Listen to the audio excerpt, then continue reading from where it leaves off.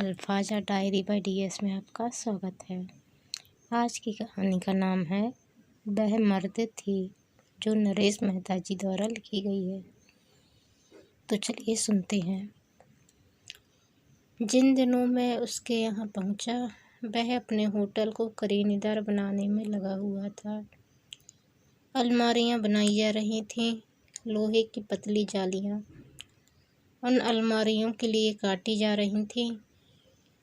कुर्सियों की हिलती हुई टांगों में जोड़ लगाकर हिलने से रोका जा रहा था। और सबसे ज़रूरी बात थी कि पुताई भी हो रही थी।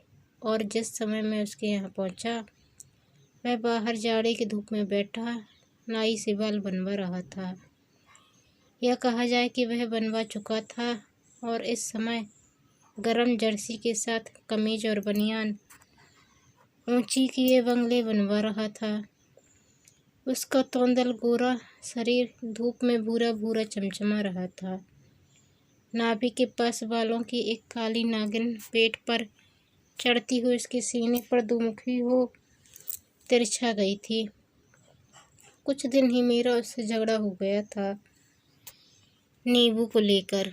5 आने में वह दाल, एक सब्जी और रोटियां दे सकता है, मगर वह नींबू खाने का कायल नहीं। शिकंजी की बात और है, फिर कभी कभार की बात हो तो ठीक। रोज नींबू देने बैठे तो एक आने का तो नींबू ही हो गया। उससे क्या बचा? मैंने हुज्जत की। वह कन्नी काट गया। तब संधि इस बात पर हुई कि नींबू मंगवाऊंगा मैं और प्याज हरी मिर्च देगा वह। इस तरह हम दोनों अपनी विभाजित जीतों को लेकर एक दूसरे के करीब आए। वह और उसके नौकर कोई भी सलाम करने की ज़रूरत किसी से अनुभव नहीं करते, पर 2-4 दिन बाद से मुझे नमस्ते जी मिलने लगा और मेरी मध्यम वर्गीय इज्जत और रहम को इससे अच्छा ही लगा। मुमकिन था कि इसी तरह बिना बोले चाले मैं उसके यहाँ खाता चला जाता। ज़्यादा दिनों की बात भी नहीं थी। घर के लोग बाहर गए थे, लेकिन उस दिन एक घटना थी। उस दिन मैं रोज के देखते चल दिया गया था और अकेला बैठा खाना खा रहा था। मेरी रोटी ख़त्म हो गई थी और रोटी की आशा में मैं चुप बैठा था।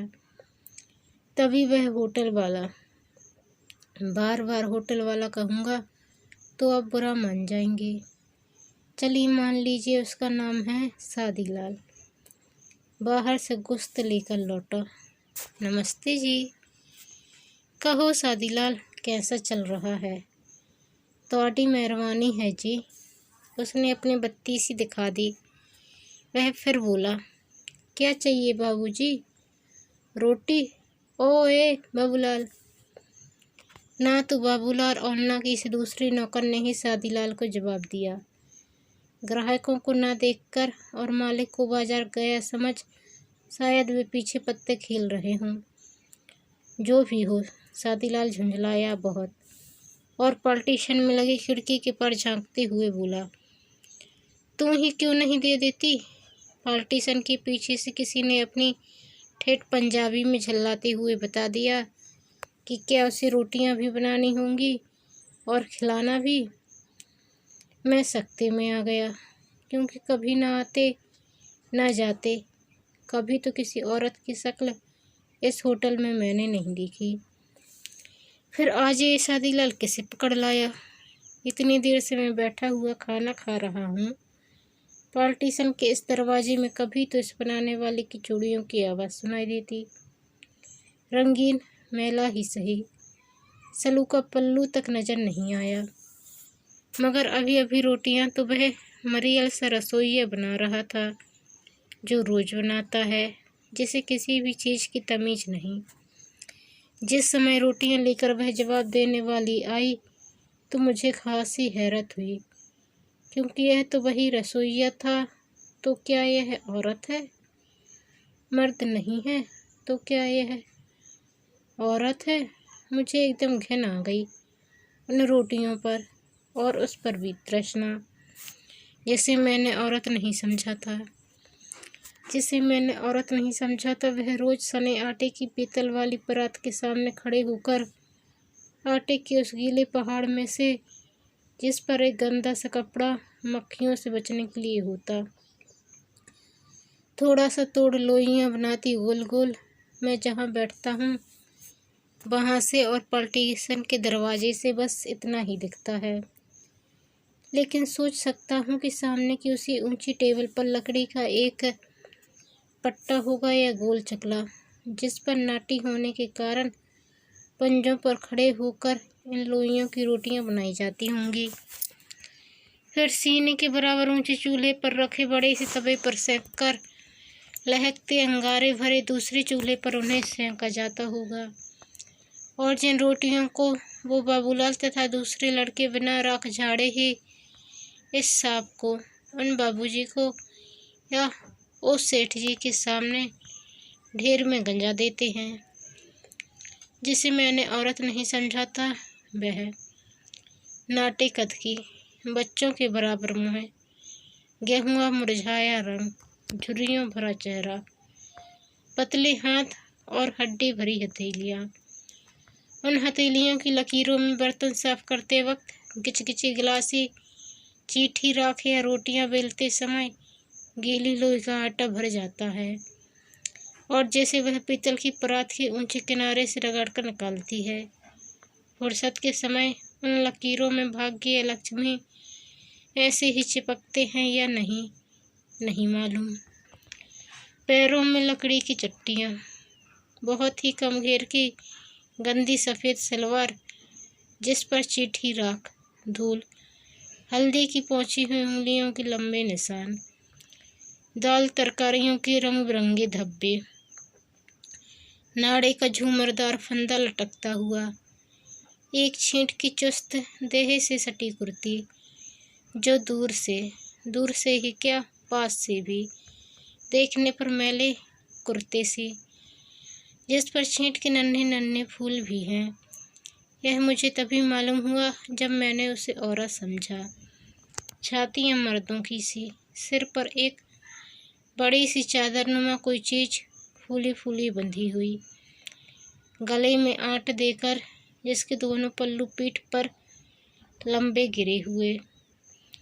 उसके चलने पर वे पल्लू हिलते, उन्हीं पल्लुओं से वह मुख की राख झाड़ लेती, पसीना पोंछ लेती।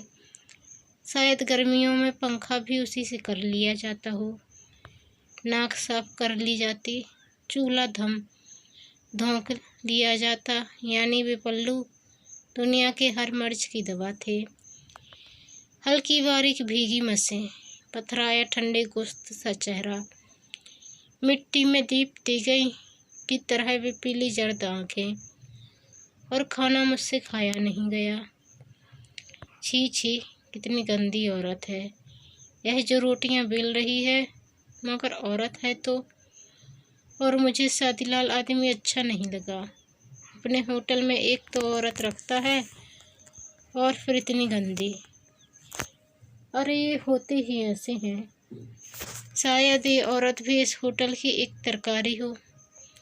दूसरे होटल का मन में निश्चय करके मैं उस दिन एक रोटी कम खाकर उठ गया। इतना गंदा खाकर तो उल्टा बीमार पड़ जाऊंगा। यह कमबख्त शादीलाल दूसरों से ज़्यादा नहीं तो बुरा भी नहीं कमाता, पर क्या मजाल कि इस बात की कोशिश भी करे कि ग्राहक न आए। गरजमंद की बात न्यारी है, आएगा नहीं तो जाएगा कहाँ। पर कुछ अपना भी किया धरा होना चाहिए। बिस्कुट और बन, डबल रोटी तथा मक्खन के लिए एक दो जाली वाली अलमारियां बनवा लेने से होटल करीने के हो गए होते, तो फिर सब न कर लें।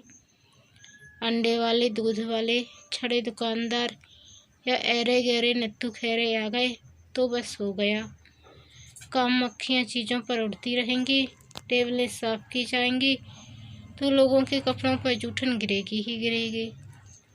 ज़रूरी बात है, चाहे आप सूट पहने हों या तहमद लपेटे हों, शादीलाल के यहाँ का तो यही दस्तूर है। रोटियां एक साथ प्लेटों में गंजा दी जाएंगी, गंदे गिचगिचे गिलासों में तिलकटा पानी टेबल पर जोर से पटक कर दिया जाएगा। किसी दूसरे को प्याज खाते देख आपके मांगने पर 2 बार अनसुना कर दिया जाएगा, और अगर लाया गया तो प्याज के साथ कंकड़ भी चबाइए। भला कोई पूछे तो इस शादीलाल से कि अगर इस सब पर आने वाले को सरूर भी न मिला तो कोई क्यों आएगा। आवाज़ें दीजिए, लौंडे हैं कि कानों में तेल डाले बैठे हैं। अब यह बात दूसरी है कि बेचारा 5 आने में खाना भी अच्छा दे और ऊपरी 3 टाइम भी हो। खाना सस्ता भी है, तरकारियाँ बुरी नहीं देगा, खूब उबली होंगी, मसालों में पकाएगा भी। फिर शादीलाल कहता भी तो है, बाबूजी आलू भी गोश्त के माफक ही दूंगा, और उसकी आंखों में चमक आ जाती है। नाना तो पहले बनाता था वह, मगर आज भी बड़ी बड़ी जगहों के मुकाबले कबाब अच्छे ही देगा। फिर 100 बात के एक बात वही, शादीलाल नेक दिल है, लापरवाह जरूर है, मगर मनमौजी और जीवट का है। वरना दिल्ली की राह यूं ही आफत, और फिर क्या था इस बेचारे के पास।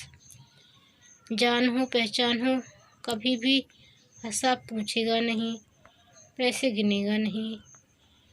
हाथ धोकर मैं रूमाल से हाथ पोंछ रहा था कि वह बोली, वैसे तो किसी से कभी नहीं बोलती, बस बात की बात कर ली, बहुत हुआ तो। क्यों बाबूजी, आज एक रोटी कम खाई? नहीं तो रोज के जितना ही तो खाया है, और नोट मैंने बाबूलाल को दिया। रोज तो तुसी 5 खाते हो जी, आज 4 ही। लोई उसकी हथेलियों में सोचते हुए गोल हो रही थी। तो आटे रोटी बाबू कल से ठीक बनाएंगे, और मेरी रोटियां ठीक तो क्या बनी, पर उस औरत के नमस्ते जी में आत्मीयता आ गई। शादीलाल कई दिनों से मेरे पीछे पड़ा हुआ था। बात थी उसके कबाबों की। मैं गोश्त नहीं खाता, क्योंकि एक तो शौक नहीं और दूसरे सूट भी नहीं करता। मगर शादीलाल भला एक बंधे ग्राहक को अपने मशहूर कबाब एक बार भी न खिलाए, यह जरा नामुमकिन सी बात थी। मुझे क्या पता कि सीख कबाब में ज़्यादा परेशानी होती है या शामी कबाब में। पूछने पर कह दिया, अच्छा शादीलाल, तो फिर सीख कबाब। तो बादशाह सैटरडे नाइट रही पक्की, भूल नहीं जाना तुसी। अरे बाबूजी, तुसी भी याद करोगे लौर वाले शादीलाल नू। और वह टीन की कुर्सी पर बैठा बैठा अपनी पतली पूंछें समेटता रहा। शनिवार की रात को जब मैं शादीलाल के होटल पहुंचा तो आज उसने बड़े जोर से नमस्ते जी झाड़ा। मंडी के कोने में यह होटल ही लाइटों से भरा था।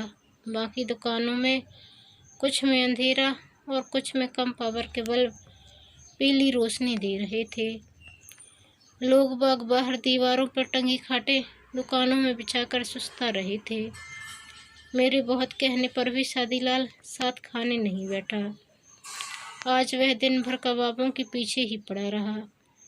जब गोश्त को सींकों पर चढ़ाने की बात आई थी, तब से शादीलाल ने किसी दूसरे को उन्हें छूने नहीं दिया। आज की रोटियों के लिए आटा भी उसने अलग सनवाया था। उसने मनाही कर दी थी कि बाबू को आज कबाब के अलावा और कुछ न दिया जाए। कबाब और रोटियां, फूली फूली सफ़ेद लाल बुंदकियों भरी रोटियां आती रहीं, और मैं मिर्च वाली सौंफ की खुशबू के कड़क सुर्ख कबाब खाता रहा। शादीलाल अपनी चाय की भट्टी के पास बैठा हुआ संतोष के साथ बीड़ी पी रहा था। खाते वक्त वह मुझसे आंखें मिलाने को भी तैयार नहीं था। मेरे बार बार बुलाने पर यही कहता रहा, पहले तुसी खा लो जी बादशाह, गल्ला फेर कर लांगे। रोटियां बनाते हुए उस औरत की आंखों में कितनी आत्मीयता थी। वे हड्डियां भरी हथेलियां मुलायम लोई पर बहुत होले घूमती, कैसे उम्दा सफ़ेद गरम फूलों सी रोटियों को उस औरत के हाथ जन्म दे रहे थे। बाबूलाल से मैंने कहा कि महाराजन से कहो कि एक आखिरी रोटी जरा खूब सिकी सी बना दे। ओ ए महाराजन नहीं बाबूजी, मेरी माँ है। कबाब के बदले दांतों ने मेरी जीभ काट ली। गरम गरम कबाब मेरे तालू में जलने लगा। मैं अचकचाकर उस बाबूलाल को देख रहा था। छिले आलू में जैसे किसी ने दांत और आंखों के गड्ढे बनाकर कह दिया हो कि ये बाबूलाल है, और सबने उसे मान लिया कि हाँ, वह सचमुच का बाबूलाल है। खांसते हुए शादीलाल ने वहीं से पूछा, ऐ की हुआ जी पातशाहो बाबूलाल। बाबूलाल ने पंजाबी में शादीलाल को बताया कि बाबूजी ने माँ को महाराजन समझा। सच ही मुझे इस बात पर स्वयं पर बहुत क्रोध भी आया कि मैंने ऐसा क्यों समझा, पर और समझता भी क्या। शादीलाल अब उठकर खड़ा हो रहा। उसके कानों की सोने की दोनों छोटी छोटी मुर्कियां बल्ब की रोशनी में चमक रही थीं। बाबूजी, तोनू पत्ता नहीं? ए बाबूलाल, मेरा लड़का है और ओ मेरी बीवी। मुझे माफ़ करना शादीलाल। और मैं बिना कुछ कहे सुने होटल से भागा। छोटी छोटी लेनों में से पैर बढ़ाए घर की ओर बढ़ा जा रहा था। किसी की रेडियो से नेशनल प्रोग्राम हो रहा था। छोटे छोटे बंगलों के अहाते वाले फाटक, दरवाजे, खिड़कियां सब बंद थे। वो जालदानों से बंधी बंधी रोशनियां आ रही थीं। तेज ठंडी हवा सपाटे मारती हुई चल रही थी। दूर पर गोल चौराहों की लाल बत्तियां जल रही थीं। मैं अपने से भाग जाना चाहता था। दिमाग में उठते हुए प्रश्नों से मुँह छिपा लेना चाहता था। ठंडे कपड़ों में मेरा गर्म शरीर भुरभुरा रहा था। रोम की जड़ें तक फूल रही थीं। जिसे मैंने औरत नहीं समझा था, वह औरत भी है, पत्नी भी है और माँ भी है। शादीलाल उसका पति है और बाबूलाल उसका लड़का है। वो औरत उसकी माँ है, मगर एक कैसी औरत है। उसके लंबे बाल कहाँ हैं? पीठ पर के पल्लुओं में हों, मगर छुपाने की क्या ज़रूरत है? जबान शादीलाल की जबान बीबी क्यों नहीं? कब्र की तरह बुझी ठंडी सलवटों भरे गाल सर्द कोड़ियों की तरह नहीं। राख भरे बुझे कोयलों सी वे आंखें। शादीलाल की बीवी ऐसी क्यों है? क्या बात है, जिसकी ऐसी बीवी हो वह भी इतना खुश रह सकता है? सुर्ख कबाब, सफ़ेद लाल बुंदकियों भरी रोटियां, गरम सौंधी गंध के वे रोटियों के फूल, छिले आलू सा बाबूलाल, और मैं उस रात करवटें बदलता रहा। दुनिया में सब बात के नियम है। मोटी सी बात है कि दूध पीने से स्वास्थ्य बढ़ता है, या खुशामद करने से नौकरी मिलती है, या बरकरार रहती है। शादीलाल का भी नियम है, और जैसे वह बड़ी ही बेफिक्री से सुनाता है। अपना तो बाबूजी एक असूल है कि कुछ मत मानो, फिर वो दीन हो या दुनिया। लेकिन शादीलाल के कहने भर से क्या होता है? वह ऐसा ज़रूर कहता है, पर झूठ कहता है, क्योंकि अपने होटल के लिए उसका यह नियम है, जैसे पार्टीशन वाले दालान से लगे उन दोनों कमरों में जहाँ के लोग खाना खाते हैं। हर इतवार को गेंदे की नई मालाएं लगाई जाएंगी और पुरानी उतारी जाएंगी। छत के बीच से दीवारों पर तक मालाओं का मंडप सा उस दिन तन जाता है। लाल पीले गेंदे के फूलों का मंडप। पता नहीं क्यों शादीलाल को गेंदा ही पसंद है। एक दीवार घड़ी है उसके पास, जिसके पेंडुलम वाले शीशे में सुरैया की तस्वीर चिपकी हुई है। तस्वीर की आंखें काटकर पेंडुलम में लगा दी गई हैं, और पेंडुलम के हिलने से सुरैया दिन भर आंखें मटकाती रहती है। दीवारों पर सौंप कंपनियों, बीड़ी वालों, घड़ी साजों के कैलेंडर वाले राधा कृष्ण, बाल गोपाल, लक्ष्मी, सरस्वती आदि हैं। तो गुरुमुखी में छपे हुए कैलेंडरों में गुरु साहब का वंश, अमृतसर का स्वर्ण मंदिर, लाहौर के किले की दीवार में गुरु साहब के 2 बेटों के चुनवाए वाली चित्र, बेला बजाते अशोक कुमार वाला पोस्टर,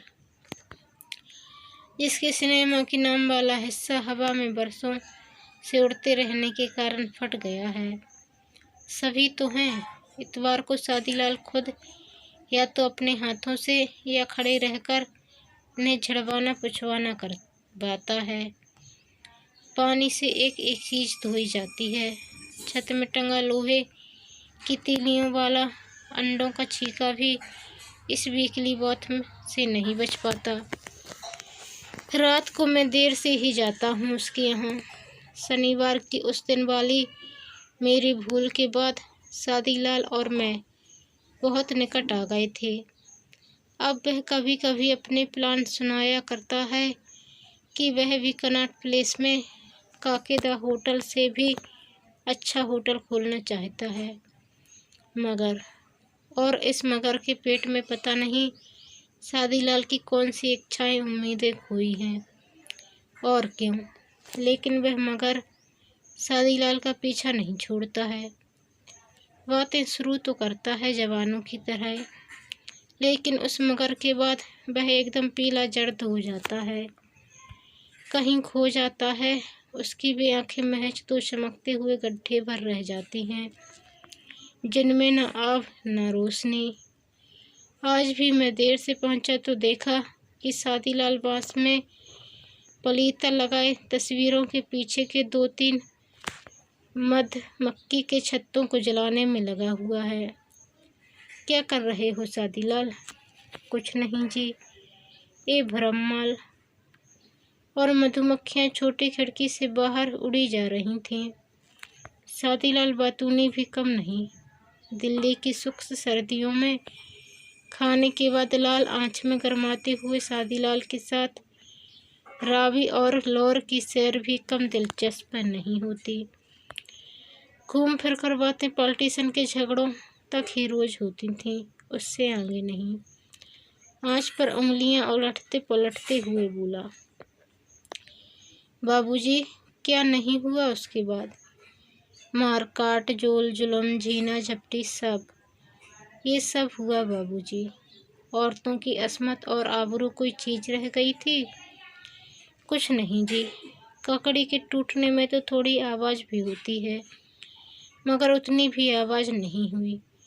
मकान में जब आग लग जाती है ना जी, तब कैसी दीवारें काली काली और बदशक्ल हो जाती हैं। बस वैसे ही समझ लो जी, हमारे सबके जिस्म हो गए हैं जी। वैसे ही तो हैं हम सब बाबूजी। चप्पलों में ठिठुरते हुए अपने पैरों को आंच पर सेंकते हुए मैंने कहा, हाँ भाई, मगर तुम तो सही सलामत आ गए ना। और वह हंसा, जैसे पेट में या पसलियों के पास कहीं बड़े जोर का जानलेवा दर्द उठा हो। अभी अपनी ज़िंदगी देखी नहीं जी, याद है मैंने आपके लिए कितनी मोहब्बत से कबाब बनाए थे, और आपने मेरी बीवी को, बाबूलाल की माँ को, उस दिन महाराजन कहा था बाबूजी। सच्ची कहता हूँ, बहुत गुस्सा आया था आप पर, बहुत ही ज़्यादा। नेज़ा मार देता जी। और मैं कांप गया, मेरी पिंडलियाँ फड़क रही थीं। वह हल्के हंसते हुए बोला, डरिए नहीं बाबूजी, किस्मत ही फूटी हो तो फिर क्या, जाने दीजिए जी। और उसने मेरे कंधे थपथपा दिए। अंगीठी की लाल आंच में उसका मुँह तपाए तांबे सा लग रहा था। शादीलाल, मुझे मालूम नहीं था, बहुत शर्मिंदा हूँ, माफ़ करना। उसकी बल्लेदार मजबूत बाहों वाली खुरदुरी हथेलियों ने मेरी कलाइयाँ कसकर थाम ली। बाबूजी, माफ़ी की क्या बात है, पर एक बात हमेशा जी पसलियों में फंसी रहती है। और इतना कहकर वह चुप हो गया। शायद उसका दर्द और गुस्सा उन खुरदुरी हथेलियों में लोहे की तरह धात बन गया था। मेरी कलाइयाँ दर्द कर रही थीं। इसमें छुपाना क्या बाबूजी, ईमान की बात है।